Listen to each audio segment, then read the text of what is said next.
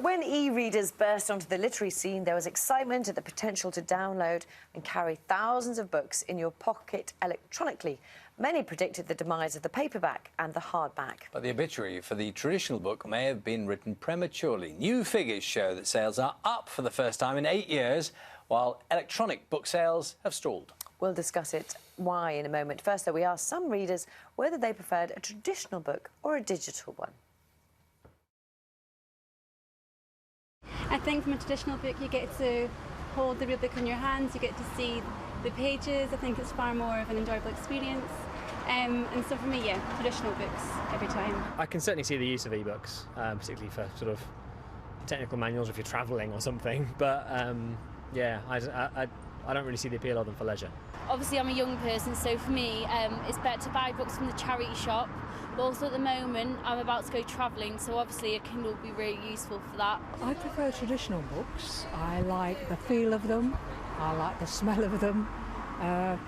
Yeah, I just like books, but I wouldn't be against reading an e-book. I just haven't got around to it yet. Here to discuss the latest trends in book reading is G.P. Taylor, a best-selling children's author, who's just taken a photo of us. Yes, Thank you. Who prefers e-books, and Christine Cafun, who owns a bookshop. Morning, both. Lovely to see you. Good morning. You've kind of laid your cards on the table, or your books on the table, really, haven't you, both of you? Yes, yeah. Slight suicidal move to open a bookshop at this time. Even Tim Waterstones has said so. But I found it's actually been very, very positive feedback from the community, and if books are on the rise, then that's great for me, because I can definitely see that in the store. Have you? I was going to ask, have you seen evidence of this, of people getting more interested in going into a shop, buying a book, taking it home and reading it? Yeah, it's a social environment as well. So we serve coffee, cake. It always helps. So people come out to Chapter 1 Books as a social visit, and they're surrounded by books as well. So 2 birds with 1 stone, it tends to work. What about you, Graham? You're a writer, so how do you read books, and what do you prefer? This is my library. I have 70 books on here. I've got all my books on here. I've got my new book on here. And it's really good. It goes everywhere with me. It fits in my pocket. I can't carry 70 books around me. This is fantastic. How many books are you reading at the same time? I'm reading about 5 at the same time. Really? I just love to dip in and out of different books, and I can't do that when I've got lots of, hardbacks around. I love hardbacks. I love books. And you can't give an e-book as a present. You can't wrap it up. And also, you can't sign it. Yes. And people love signed books and things. And I think, e-books has been a bit of a fad, and it's for people like me, geeks like me, who love these things. But I think, in the end, ultimately, the hardbacks will win out on it. Is there a different experience in reading a book on there as opposed to, flicking through the pages and having that experience? Do you think it's genuinely a different thing? Well, it's really strange. I was in a school last week, and I was speaking to a young boy, and he was 11 years old, and I said, what do you prefer? Do you prefer it on your iPad or a book? He went, oh, no, I prefer a book. I said, why? He said, you can smell them. There is hope. There's hope, yeah, and he loved it. You can open them and you can flick through the pages, and he said he liked that. The spines never got creased. And you could see the look in this boy's face as he was animated about being able to hold a book. Yet last night I was talking to a young lad, and he said he likes an iPad because it's always clean and fresh and he can read the text. I suppose to a degree, though, that they complement each other. Because, if someone gets into reading through an e-book, then that's a good thing in itself. Yeah. And equally well, might make them then go and be interested in having the literature, actually having something in front of them. I mean, I've had e-books, I'll admit it, but you will always have an actual book as well in your home, I think.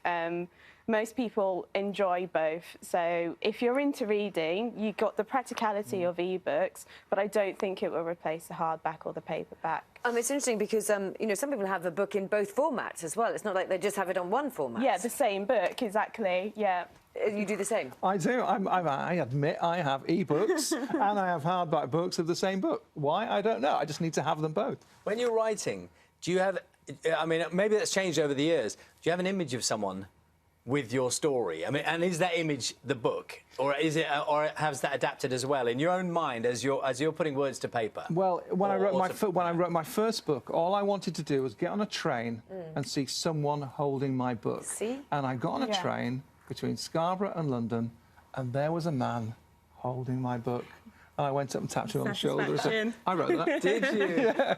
But it was great to see somebody reading your book. It was fantastic. Yeah. And for all you know, lots of people might be on their readers now, on their e-readers and whatever, they might be doing exactly the same But thing. you can't see them. You can't see the cover. Yes. And there's not that experience. It's that sentimental value. We have a used section in the bookshop, and it's really fun. You can pick up a book for £1.50, but you might have someone's notes in there from 50 years ago, or a little sketch someone's done, or their travel itinerary, and it's something personal and sentimental. Can I just ask you, is there anything related to age?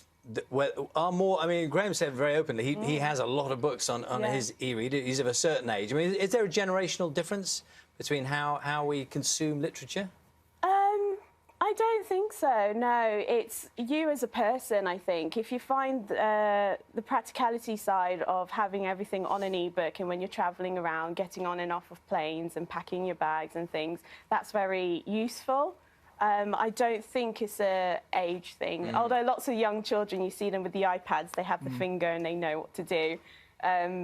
So it is a good starting point for children to start I quite reading. like the idea of leaving books. If you go somewhere and you read a book and you hold it and leaving it there, I like that. and I like send that. it off on a Swapping journey books. to someone else. Definitely. I quite like that. Thank you very much. Lots of people getting in touch. Funnily enough, lots of people picking up on what you just said about smell. Liz, Yeah. I have both e-reader and paperback books, but the feel and smell of a new book is incomparable. A book every time, Mark says, books have souls, personality. Nothing beats the smell of an old book. Yeah. You always open up a book and sniff in the middle, don't you? Well, Thank you very much. Nice to see you this morning. thanks for getting in touch as well. Do feel free to look on Facebook, because we'll put some of those comments there as well.